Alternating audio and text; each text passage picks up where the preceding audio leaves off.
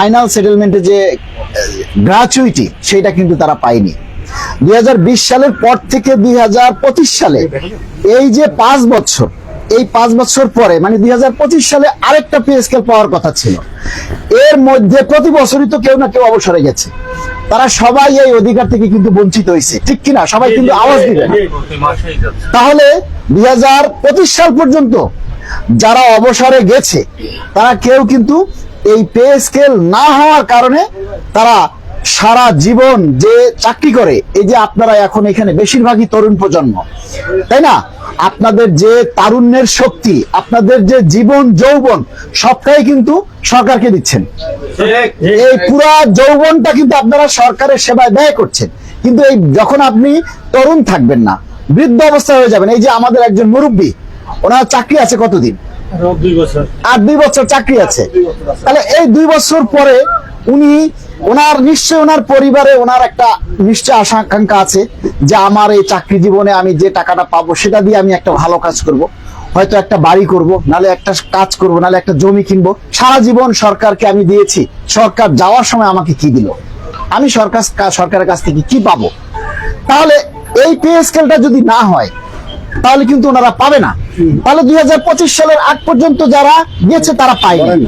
এখন 2025 সালের June July থেকে 2025 সালের জুন জুলাই থেকে আজ পর্যন্ত এই 26 সালের জানুয়ারি পর্যন্ত অসংখ্য কর্মকর্তা কর্মচারী অবসরে গেছে।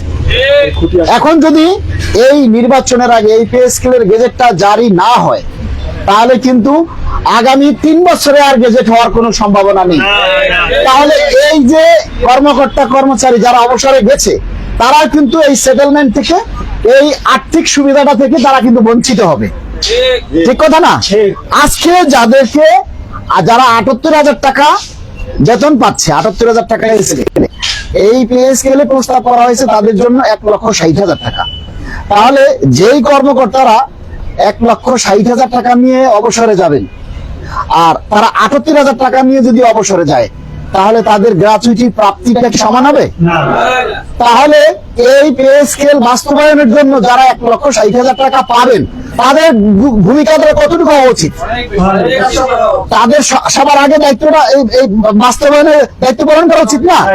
আচ্ছা, এরপরে 60,000 টাকার নিচে যারা আছে, আমরা ধরে নিলাম 1, 2, 3, 4, 5তম গ্রেড পর্যন্ত বা 6তম গ্রেড পর্যন্ত যারা আছে, এর মধ্যে যারা অবসরে গেছেন কিংবা আগে যারা অবসরে গেছেন, আমরা সকলকে বলবো এই 26 সালের জানুয়ারি পর্যন্ত, আজকে ফেব্রুয়ারি, জানুয়ারি পর্যন্ত যারা অবসরে গেছেন 2025 সালের জুন মাসের পর থেকে সেই সকল অবসরপ্রাপ্ত কর্মকর্তা কর্মচারী সবাইকে আমরা আগামী 5 তারিখে এই কর্মসূচি পালন করতে দেখতে চাই এবং আগামী 6 তারিখ আমাদের যে মহাসমাবেশ, সেই মহাসমাবেশে আপনাদেরকে দেখতে চাই এবং এই পে স্কেল বাস্তবায়নের জন্য সরকারকে আপনাদের সহযোগিতা করা উচিত বলে আমরা মনে করি এবং আপনাদের সেটা করা উচিত। আমরা কর্মচারীরা কয় টাকা পাবো ভাই? আজকে যে 20,000 টাকা প্রস্তাব করছে আর 1,60,000 টাকা প্রস্তাব করছে, কিন্তু আন্দোলন করছে 20,000 টাকার লোকেরা। আমরা এখানে যারা সবাই আছি 20,000 টাকার লোকেরা, আমরা 20,000ই যারা, তারাই আন্দোলন করব, তারাই রাজপথে থাকবো। আর আপনারা এসি রুমে বসে থাকবেন, ফাইন, আমাদের তাতে কোনো আপত্তি নেই, আপনারা থাকেন, কিন্তু আমাদের পক্ষ হয়ে আপনার দাবিটা বাস্তবায়নের জন্য সরকারকে পরামর্শ দিন যে এই নির্বাচনের আগে যদি পে স্কেল না হয় তাহলে যে সরকারি নির্বাচিত হয়ে আসবে সে এসে আগে তার সংসার গুছাবে। এখন কিন্তু একটা সংসার অনেকদিন থেকে এলোমেলো, তারা এসেই কিন্তু তার সংসার গুছাবে, তার সংসারের লোকজন বিভিন্ন জায়গায় সেট করবে, তারা এই সংসার গুছাতে গিয়ে দেখবে যে টাকা পয়সা কত আছে না আছে এই সমস্ত কথা বলে 5 বছর 4 বছর কাটাই দেবে। 5 বছরের মাথায় গিয়ে বলবে যে আমরা এবারে কমিশন গঠন করে দিয়ে যাচ্ছি, আগামীবারে আমাদেরকে নির্বাচিত করে নিয়ে আসুন, আমরা এসেই আপনাদেরকে পে স্কেল দিয়ে দিব। ঠিক এটা বলবে না?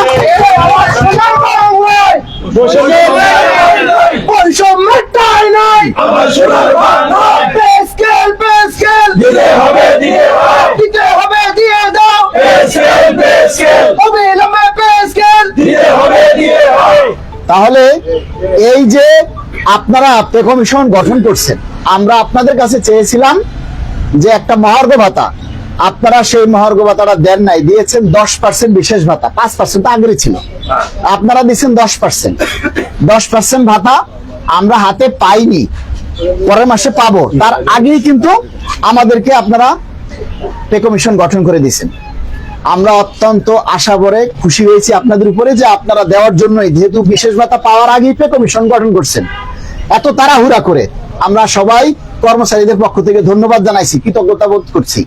তাহলে আপনারা সেই পে কমিশন দ্রুততার সাথে অত্যন্ত মানে নির্ভুল ভাবে তারা সকল সংগঠনের সাথে মত বিনিময় সভা করছে, যাতে কারো কোনো সমস্যা না থাকে, সেজন্য অনলাইনে জরিপ করছে, সেখানে সাধারণ মানুষের মতামত নিছেন, কর্মচারীদের মতামত নিছেন, বিভিন্ন অঙ্গ সংগঠনের মতামত নিছেন, তারপরে আপনার ডিফেন্সে যারা আছে, পুলিশ, সশস্ত্র বাহিনী, সবার সাথে মত বিনিময় সভা করছে, সর্বশেষ সচিব মহোদয়ের সাথে মত বিনিময় করেছেন।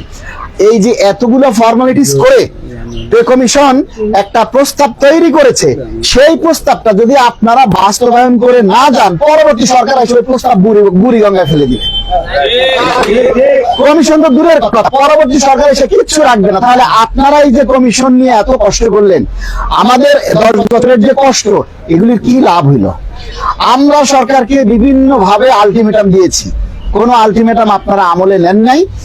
আমরা বেহায়ার মতো নির্লজ্জ ভাবে আপনাদের কাছে বারবার আমরা চেয়ে যাচ্ছি।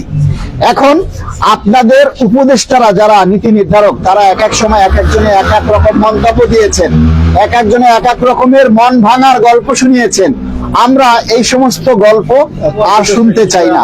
আমরা চাই আমাদের যে একমাত্র অভিভাবক, বাংলাদেশের প্রধান উপদেষ্টা, নোবেল বিজয়ী ডক্টর প্রফেসর ইউনূস স্যার, আপনার কথার উপরে আমরা মানে অপেক্ষায় আছি, আপনার উপরে বিশ্বাস নিয়ে আছি। কে কি বললো আমাদের তাতে কিচ্ছু যায় আসে না।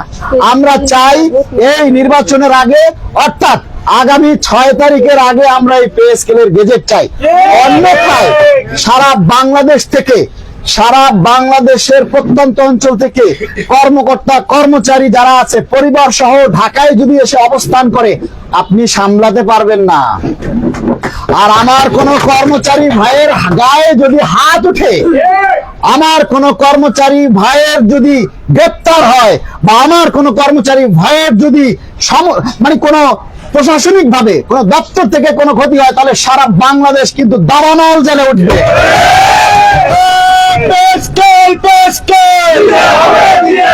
চলছে সংগ্রাম, চলবে, কর্মচারী লড়বে,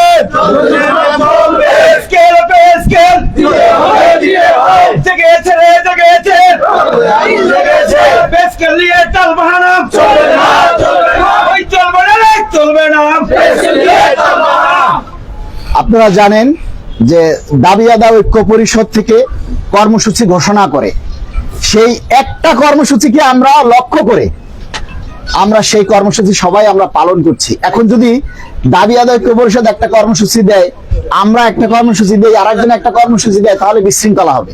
তা আমরা এই জন্য দাবি আদায় ঐক্য পরিষদকে পথ প্রদর্শক হিসেবে আমরা এখন মেনে চলছি। যত সংগঠন আছে সমস্ত সংগঠনকে আমরা অনুরোধ করব, দাবি আদায় ঐক্য পরিষদের সাথে একাত্মতা পোষণ করে আসুন আমাদের দাবিগুলি বাস্তবায়ন করি।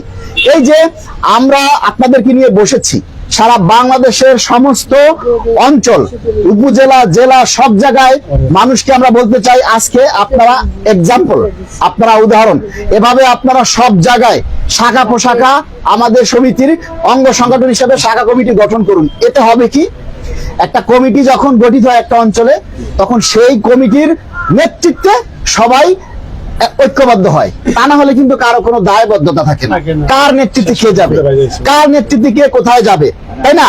একটা কমিটি হলে তখন তাদের নেতৃত্বে সবাই সামনে আসবে। এজন্য আমরা দাবি আদায় ঐক্য পরিষদের আন্দোলনের হাতকে শক্তিশালী করার জন্য, আমাদের কর্মকর্তা কর্মচারী কল্যাণ সমিতির হাতকে শক্তিশালী করার জন্য, আগামী প্রজন্মকে নিয়ে আমাদের দাবি দেওয়া বাস্তবায়ন করার জন্য আমরা আজকে ঐক্যবদ্ধ।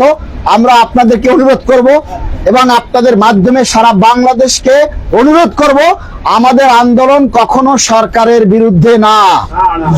আমরা কোনো রাজনৈতিক ব্যক্তি না, আমরা কোনো দলের না, আমরা কোনো রাজনীতি করার জন্য আসিনি, আমরা কেউ এমপি ইলেকশন করব না। আমরা অরাজনৈতিক ভাবে, সম্পূর্ণ অরাজনৈতিক ভাবে আমাদের এই সংগঠন পরিচালনা করব, শুধু আমাদের দাবি দেওয়া বাস্তবায়নের লক্ষ্যে, অন্য কোনো উদ্দেশ্য নাই। সুতরাং আমরা সারা বাংলাদেশের সকলকে অনুরোধ করব, আগামী 5 তারিখ অর্ধ দিবস কর্মসূচি দাবি আদায় ঐক্য পরিষদ থেকে ঘোষিত হয়েছে। আপনারা সবাই স্বতঃস্ফূর্তভাবে এই কর্মসূচি পালন করবেন এবং 5 তারিখের মধ্যে যদি গেজেট না হয় তাহলে 6 তারিখ আমাদের কেন্দ্রীয় শহীদ মিনারে ঢাকায় সবাই উপস্থিত হবেন। সেখান থেকে আমরা বুকা মিছিল নিয়ে আমরা যমুনা অভিমুখে যাব, মাননীয় প্রধান উপদেষ্টার বাসভবনে খাওয়ান আনতে, যে আমাদের খাবার দেন, আমরা চলতে পারতেছি না, মাসের 10 দিন 15 দিনের পরে আমরা চলতে পারতেছি না, তাই আমাদেরকে খাবার দিন।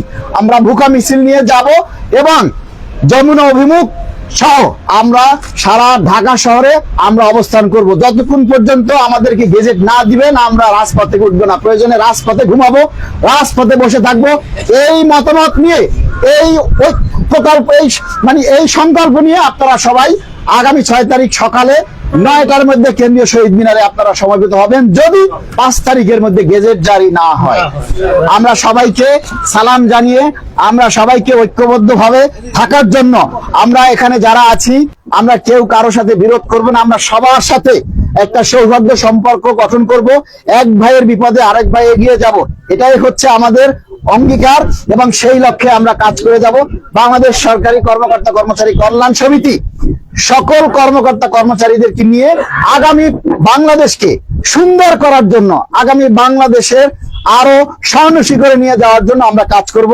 সবাইকে ধন্যবাদ জানিয়ে আজকে আমার এই কথা শেষ করছি এবং যারা এখানে সিভিল এভিয়েশনের উপস্থিত আছেন, বেসামরিক বিমান চলাচল কর্তৃপক্ষের বিভিন্ন জায়গা থেকে, একজন মানুষের কথা না বললেই হয়, চলে না, যেমন মিজানুর রহমান ভাই যিনি শাহ মুকদুম বিমানবন্দরে আছেন, তিনি আমার সাথে কন্টাক্ট রেখে এই যে আপনার এই সদর দপ্তর ঢাকা, তারপরে আপনার সৈয়দপুর এবং সিলেট ওসমানী বিমানবন্দর, বরিশাল বিমানবন্দর, ঈশ্বরদী বিমানবন্দর, সমস্ত জায়গা থেকে আজকে আমাদের ব্যানারে কর্মসূচি পালন করেছেন। এজন্য আমরা সবার কাছে কৃতজ্ঞতা প্রকাশ করছি এবং ধন্যবাদ দিচ্ছি। এবং সর্বশেষে আজকে এখানে যারা কর্মকর্তা কর্মচারী উপস্থিত আছেন সবাইকে আন্তরিক ধন্যবাদ এবং কৃতজ্ঞতা জানিয়ে আমার বক্তব্য শেষ করছি। আসসালামু আলাইকুম।